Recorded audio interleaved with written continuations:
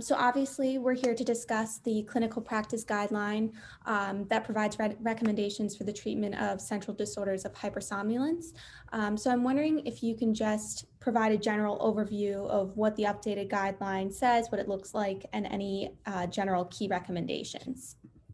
Yeah, absolutely. So this is a guideline covering the full range of central disorders of hypersomnolence, at least those for which we were able to make evidence-based recommendations. So there are recommendations for adult and pediatric narcolepsy. There are recommendations for idiopathic hypersomnia and Kleine-Levin syndrome. And then there are recommendations for hypersomnia due to medical or neurologic disorders as well. So the biggest changes, I would say, from the existing guideline that the AASM had for these disorders is probably the new medications that are included in this guideline that were not available at the time of the prior guideline. So in particular, that includes solriamfetol and pitolisant, both of which were FDA approved for narcolepsy in 2019. Both of those medications now have strong recommendations for the treatment of narcolepsy in adults in this guideline. Pitolisant additionally has a conditional 4 recommendation for the treatment of idiopathic hypersomnia in adults.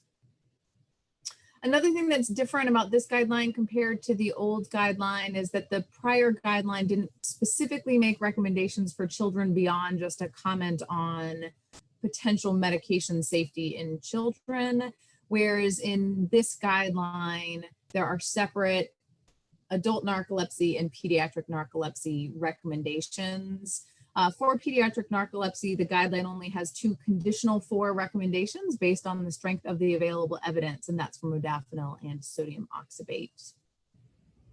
In this guideline, we were able to make several strong 4 recommendations based on available evidence, particularly within adult narcolepsy and in idiopathic hypersomnia. For all the other disorders, there were only conditional 4 recommendations. But within adult narcolepsy, there are strong recommendations for the use of modafinil, sodium oxybate, and then pitolisant and solriamfetol, as I mentioned earlier. And then in idiopathic hypersomnia, there is a strong recommendation for the use of modafinil. Great. So I know you were just speaking to the fact that there have been recent drug approvals, things that weren't addressed in the previous guidelines, differences between adult and pediatric classifications.